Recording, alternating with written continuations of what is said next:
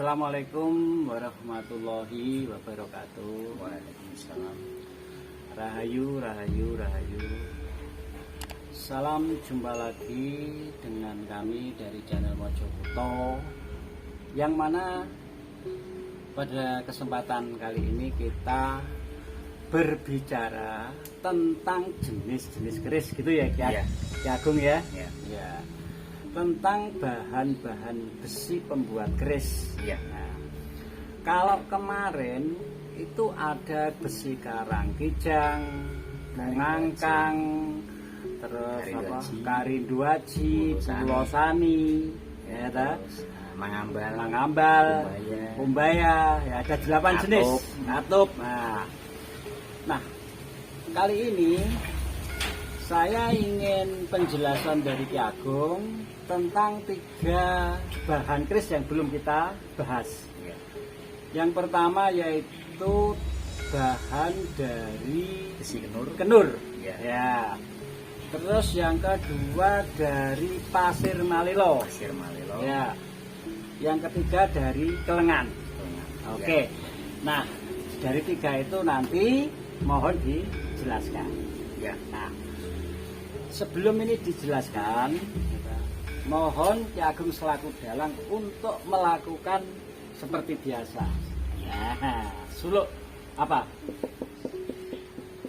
Punapa ta mira ingsun prihatin waspa kumicil tuhuda tanpa karya sengkeng rinem keng Gusti kelong rinu sak sakarya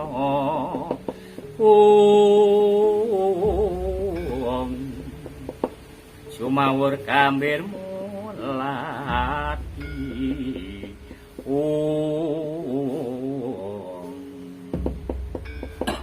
Oke.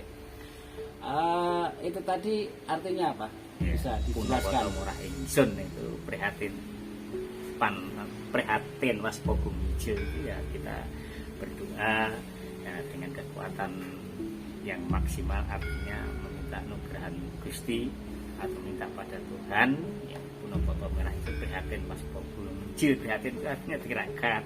Ya kayak gini ya, budaya penuh dengan Jawa, penuh dengan prihatin atau tirakat. Wali-wali dulu, orang-orang leluhur kita itu sebelum melangkah itu berdoa dulu. Maksudnya seperti itu. Prihatin waspa gumijil tuhuda tanpa karya. Jadi tanpa memperhatikan apa-apa, artinya ya doa, khusus doa gitu. Dan budaya, bagaimana budaya ini bisa diterima oleh leluhur anak-anak cucu-cucu kita gitu maksudnya. Jadi setiap permulaan apapun itu kita wajib berdoa kepada Yang Maha Kuasa, Ya. kepada Tuhan Yang Maha Esa, agar dalam setiap acara apapun Ya. itu selalu diberi keberkahan dan keselamatan. Ya. Gitu ya. Ya, intinya suluk tadi gitu Ya. ya. Oh, oke. Baik, matur suwun. Kalau begitu kita langsung aja. Monggo jenengan bahas tentang besi kenur. Ya, Oh, besi silakan. kenur. Ini besi kenur ini ada suatu. Coba di Nah, ini garis ini ada kelengan. Yang bedanya kalau kenur itu ini ada kertip-kertip, ada mengkilapnya, artinya agak kayak bludru gitu. Nah, yang kelengan itu ini nggak ada cahayanya. Jadi kalau kenur itu seperti ini.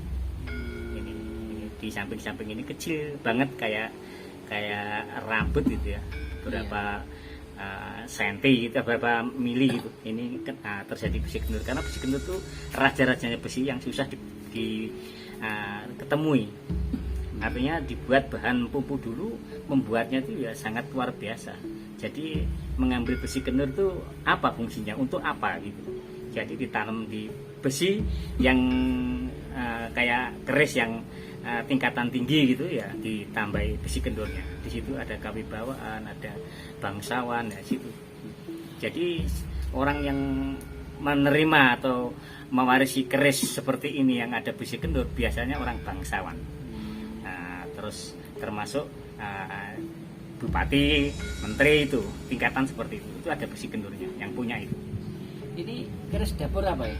Ya kalau saya ini Luk 7 ya. Iya. Ada yang namanya kok Carang Soko gitu. Ada kalau saya ya Carang Soko. Ya Luk 7-nya seperti itu. Nah, Carubuk lah gitu. Iya. Ya ini Itu kan ya? ya. Terus ini ya, pertanyaan lagi. Si kendur itu ceritanya dulu bagaimana itu? Nah, besi kendur itu zaman Empu dulu ya mengambilnya itu dari partikel yang bentuknya kayak magnetnya tertinggi, yang daya tariknya hebat sekali kayak neutron nuklir itu seperti itu. Jadi diambil cahayanya dijata itu yang bentuknya hitam itu kegelapan diambil dipakai itu zaman Empu dulu ya dipakai keris. Bukan untuk perang, untuk kewibawaan gitu.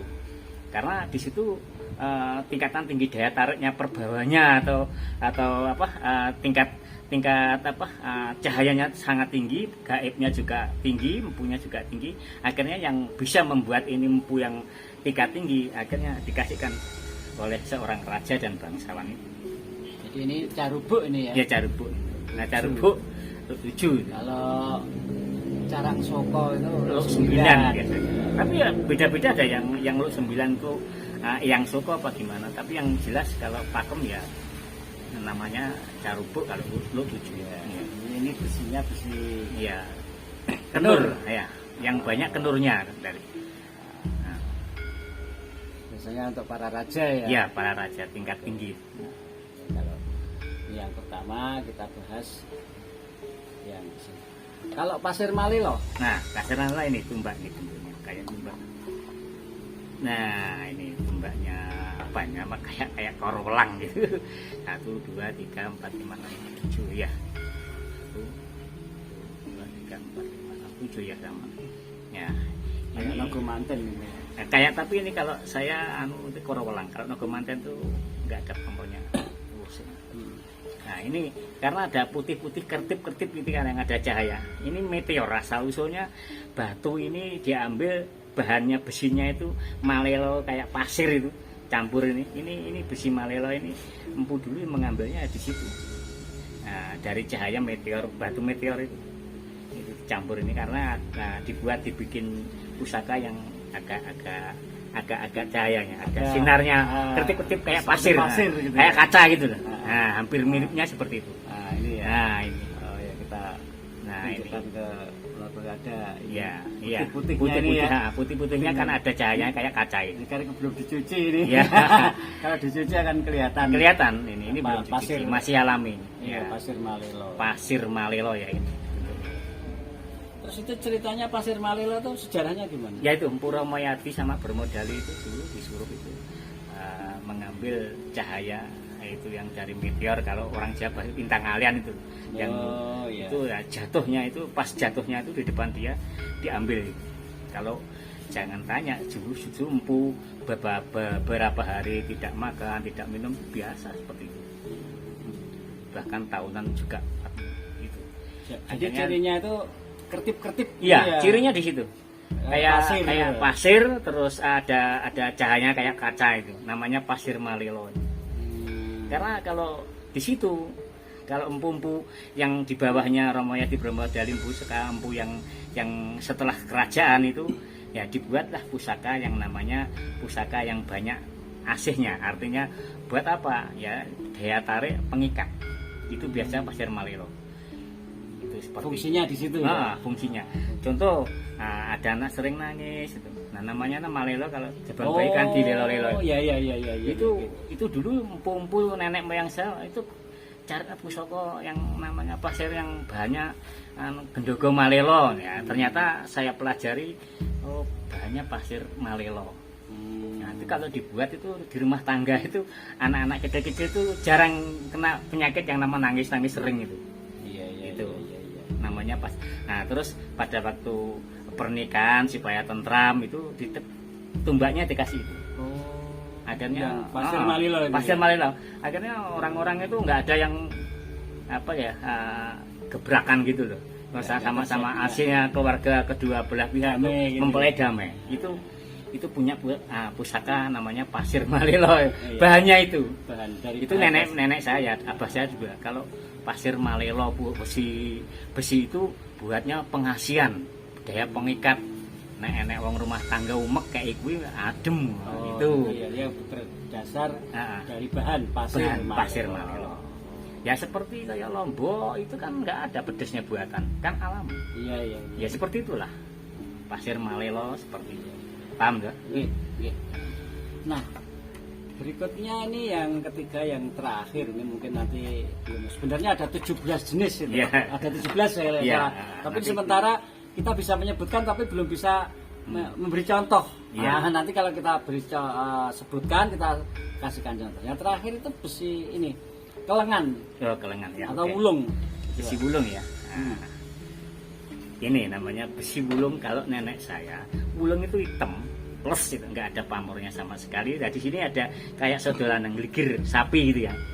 Nah kalau nenek saya, abah saya itu dia mengatakan pusaka ini namanya sepander lanangin Jawa gitu. Nah tapi kalau dari pakem ini kan ada sogokan gitu kan. Nah, ini biasanya pusaka ini dibikin namanya Kiai Jalak gitu. Ini pelengan itu nggak ada pamor tapi tembes itu.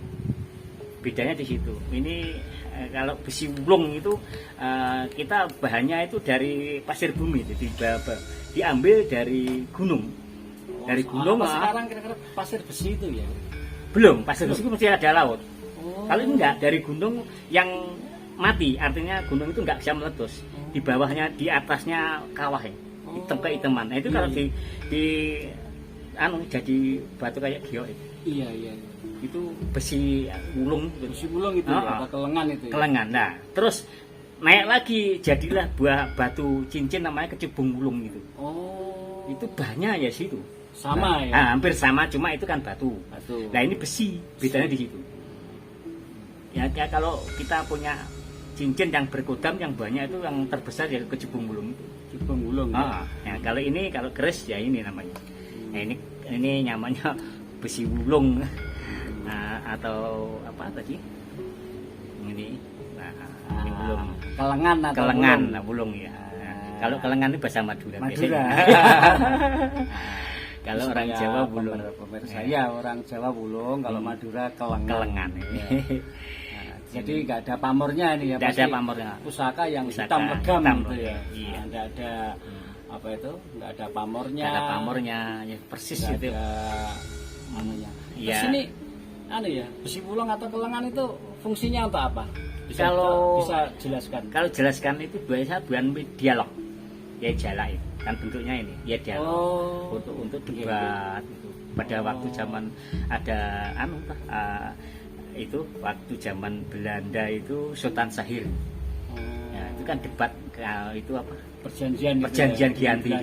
Nah, meja bundar itu KMB itu. Pakai semua. Ini debatnya sangat luar biasa itu. Dia punya pusaka Kiai Jalak. Ya ini kelengan. Sultan Syahir apa gimana tuh waktu itu? Iya. Itu zaman Mataram berapa ya? Zaman kemerdekaan. Kemerdekaan. Iya itu.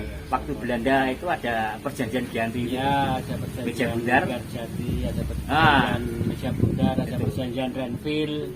Nah, karena ini dibikin seperti itu, malas orang-orang Belanda itu biar nggak kelihatan kalah dengan dialognya. Karena dibikin ulung hitam, jadi orang Belanda itu kan matanya biru. Kalau lihat hitam nggak kelihatan gitu loh. Ceritanya Jawa seperti itu. Makanya orang Belanda itu kan yang biru kan matanya. Jadi kalau perang itu kalau malam nggak kuat. Ya itulah.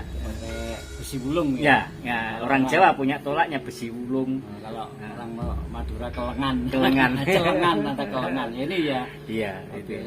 Ini nggak ada pamor. Nggak apa-apa. Itu kalau buat dialog diplomat.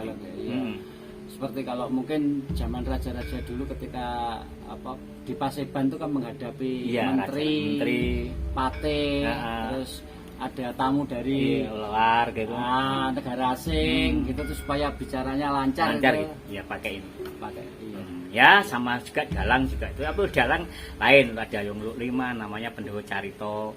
Ya ini juga bisa Kiai Jalak itu juga andalannya dalang. Dulu saya seperti ini lihat itu pas Mas Mantap sebelum meninggal itu ya ceritain masalah Kiai Jala itu. Paham ya? Pak. Oke, terima kasih. Jadi atas ini penjelasan ketiga bahan keris tadi ya. Jadi ada kenur, ada pasir malilo, terus ada kelengan atau wulung. Sebelum ini kita tutup, jangan lupa untuk para pirsawan, para pecinta Tosana Haji Nusantara, berilah like, subscribe, dan komentar supaya kami kekurangan-kekurangan kami ini bisa kami perbaiki, gitu.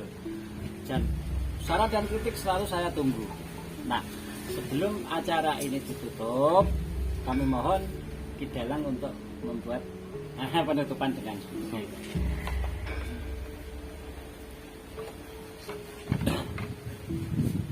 Karukono urip lan pati, lamun benjang palastra, wong mati nyandi parane. Umpamane peksi mabur saking kurungan iki, benjang lamun mencok aja kongsi kleru. Upamane sapa lan sonjo, upamane sapa lan sonjo tan weruh wekasaning pati, mringajal kamulyanira. Ini tembang Jawa, artinya dandang gulo.